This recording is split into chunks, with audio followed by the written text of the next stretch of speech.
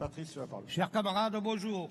Je vous apporte le salut fraternel de la Fédération nationale des transports et de la logistique et de ses syndicats. Des grognards fidèles à l'organisation syndicale CGT Force ouvrière, en ses valeurs de liberté et d'indépendance, à la charte d'Amiens, en ce 70e anniversaire de la CGT-FO. Mais puisque nous sommes la vraie CGT, nous pouvons estimer avoir 123 ans. Et oui, mes camarades, 23 septembre 1895 à Limoges.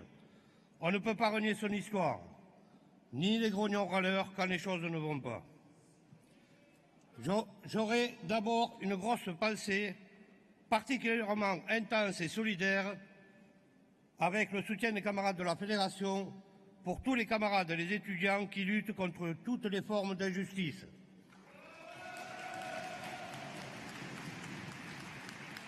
Je tiens à vous préciser aujourd'hui que nous ne sommes pas ni traîtres, ni mélanchonistes, ni trotskistes, ni anarchistes, ni chevaliers, comme certains d'entre nous ont été qualifiés. Je n'ai pas cité socialistes, car des vrais, il n'en existe plus. Par contre, j'ignorais qu'au sein de notre confédération, l'ensemble de ses appartenances évoquaient des maladies. Mes camarades, les mandats que je porte en tant que secrétaire général de la Fédé Transport et de ses syndicats ont été validés par la commission exécutive fédérale et confirmés par le bureau exécutif du 18 avril dernier. Il ne s'agit pas pour notre fédération de se prononcer sur la carrière du secrétaire général de notre confédération qui quittera ses fonctions le 27 avril matin. Non, mes camarades, puisque les précédents rapports ont été validés lors des différents congrès, mais bel et bien de donner notre avis sur les 3 années écoulées. Je rajouterai qu'à la Fédération du transport, nous n'avons jamais été dupes lorsque nous entendions le bureau confédéral à l'unanimité.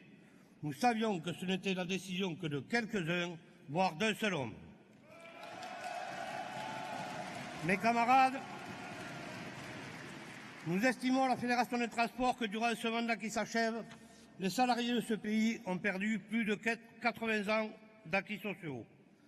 Que les politiques sociales menées par les différents gouvernements, l'actuel compris, nous conduisent tout droit vers l'individualisme le plus total dans tous les domaines, que cela soit pour les salariés du privé comme du public. Et nous, qu'avons-nous fait? Sur la loi El Khomri, 49.3, 16 jours de grève et de manifestation, 5 jours de grève consécutifs pour les routiers, FO et CGT, qui ont conduit le gouvernement de l'époque à signer un accord avec la garantie des heures supplémentaires à 25 et 50%. La lutte a payé pour les routiers. Mais dans ce conflit, nous estimons à la Fédération que nous n'avons pas pu aller au bout de notre lutte, alors que les camarades dans les fédés et les UD résistaient encore. La Confédération a décidé de stopper le combat, allant même jusqu'à désavouer notre fédération qui voulait poursuivre des actions durant l'Euro de foot 2016. Pourquoi? Les beaux jours arrivant, la peur de perdre de la représentativité. La loi El Khomri est mauvaise pour tous les salariés. Nous devons continuer de la combattre par tous les moyens, mes camarades, et nous devons en demander toujours son abrogation. Et puis, la macromania généralisée est arrivée dans notre pays en 2017. Certains ont été ensorcelés par Jupiter lui-même. Alors, ceci expliquerait-il les positions de notre confédération? Ce qui est sûr, c'est que cela a eu un impact important qui perdure dans les relations sociales. Et bien évidemment, la énième contre-réforme du Code du travail, les ordonnances Macron, alors même que les effets de la précédente loi ne sont pas encore totalement en application. On nous a appris, dans les stages confédéraux, fédéraux, départementaux, revendiquer, négocier, contracter quand cela est possible. Sinon, le rapport de force s'impose. Le mot concertation ne fait pas partie de notre vocabulaire syndical.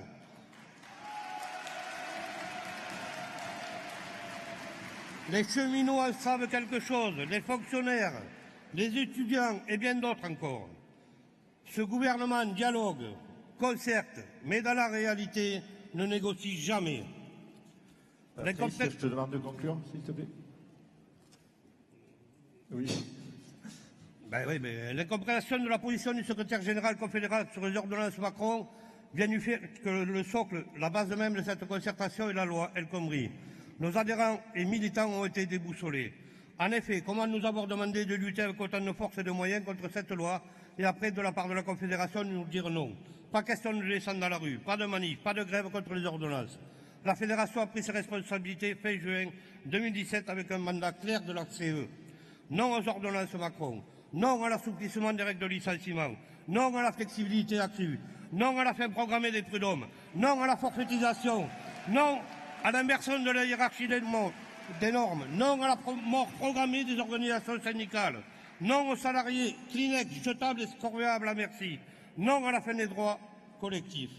Si nous étions la seule structure de FO appelée à la grève et manifestation en cette fin juin, le 12 décembre 2017, plus de 80 unions départementales et 10 fédérations FO étaient dans la rue.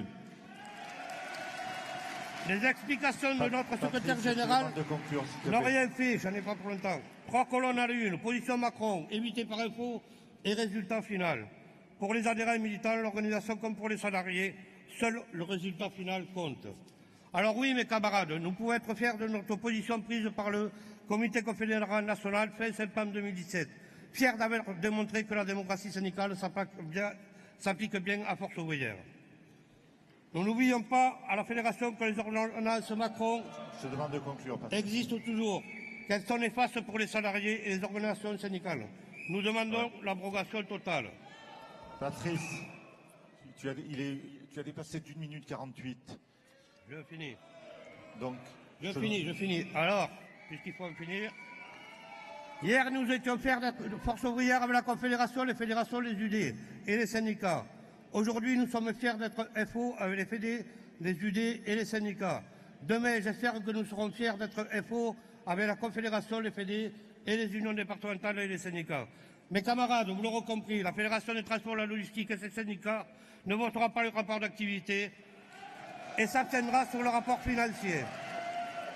Vive la CGT-FO, vive la Fédération des transports et la logistique.